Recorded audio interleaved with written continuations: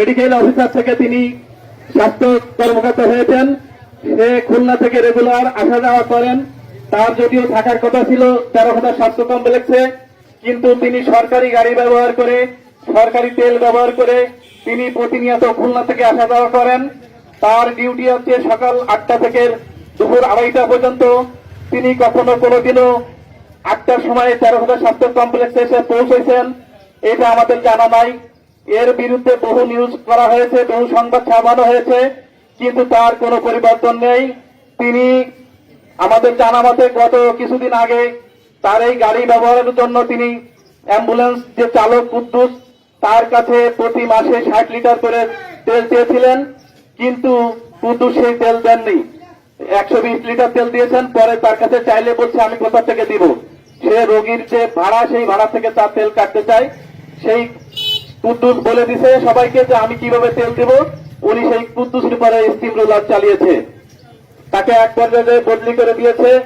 প্রিয় তেরোখাদাবাসী, 8টা থেকে রোগী, বহিরাগত রোগী দাঁড়ায় গিয়ে কিন্তু সহযোগিতা করবেন এবং আমাদের জনসাধারণের কল্যাণে এগিয়ে আসবে ঊর্ধ্বতন কর্তৃপক্ষ এই আশাবাদ ব্যক্ত করে সবাইকে ধন্যবাদ জানাচ্ছি। তেরোখাদা আমাদের যে একটা স্বাস্থ্য কমপ্লেক্স আছে, এই স্বাস্থ্য কমপ্লেক্সে অনেক প্রকারের দুর্নীতি বা অনিয়ম চলছে। এই দুর্নীতিটা শুধু সরকারি খাতের লোকের সাথে দুর্নীতি করছে না, এই দুর্নীতিটা তেরোখাদার যে সমস্ত অবহেলিত, লাঞ্ছিত, বঞ্চিত মানুষ আছে, খেটে খাওয়া মানুষ আছে, দিনমজুরি আছে, তাদের সাথে এই দুর্নীতিটা করছে আমাদের এই তানিয়া রহমান। আমরা তেরোখাদাবাসীর পক্ষ থেকে সুস্পষ্ট ভাষায় বলতে চাই যে আপনার দুর্নীতি বন্ধ করলে হবে না, আপনাকে এই তেরোখাদা থেকে অপসারণ হতে হবে। আমি ধন্যবাদ জানাচ্ছি তেরোখাদার সম্মানিত সাংবাদিকদেরকে, আমি ধন্যবাদ জানাচ্ছি বিএনপি নেতৃবৃন্দদেরকে, আমি ধন্যবাদ জানাচ্ছি তেরোখাদার সর্ব জনগণকে যারা এই দুর্নীতির বিরুদ্ধে সোচ্চার কণ্ঠ তুলেছে। এবং আমি জোর দাবি জানাচ্ছি যে আমাদের যে প্রশাসন আছে, এই প্রশাসন হতে হবে দুর্নীতি মুক্ত। অতএব তেরোখাদার একজন ডাক্তার দুর্নীতি করবে আর আমরা এটা আঙ্গুল চুষার মতন চলবো, এটা কোনো প্রকারের হতে পারে না। আমি দেশবাসীর কাছে আহ্বান জানিয়ে আমার বক্তব্য এখানেই শেষ করছি। যখন ইচ্ছা তখন হাসপাতাল আছে এবং হাসপাতালের সমস্ত কর্মচারীদের সঙ্গে আমরা শুনতে পাই যে সবসময় দুর্ব্যবহার করে এবং এখানে সেবার মান এত নিম্নমানে চলে গেছে।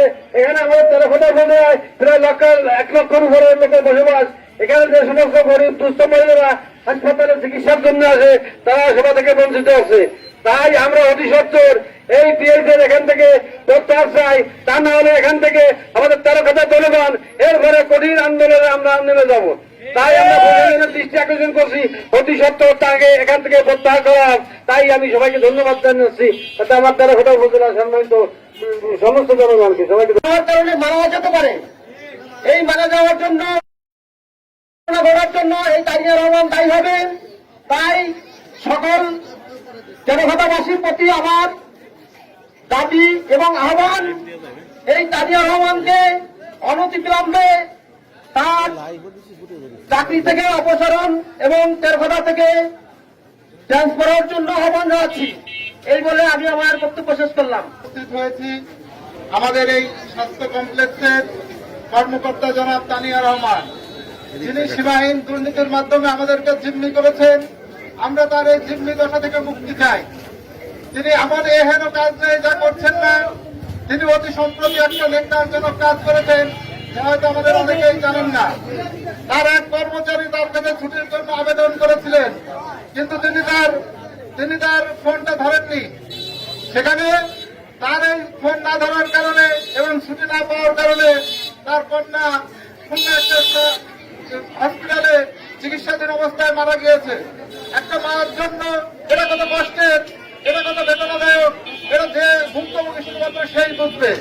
তিনি কত ক্ষমতার স্বেচ্ছাচারী, যেখানে রোগীদের যেখানে খাবারের মান নির্ধারণ করা হয়েছে, সেই খাবারের বিন্দুমাত্র যেটা থাকার কথা তার ধারে কাছেও নেই। তিনি তার কোনো বিধি ব্যবস্থা করেন না। তিনি কখনোই সময় মতো অফিসে আসেন না। তিনি তবে পৈতৃক সম্পত্তির মতন অফিসকে কুক্ষিগত করে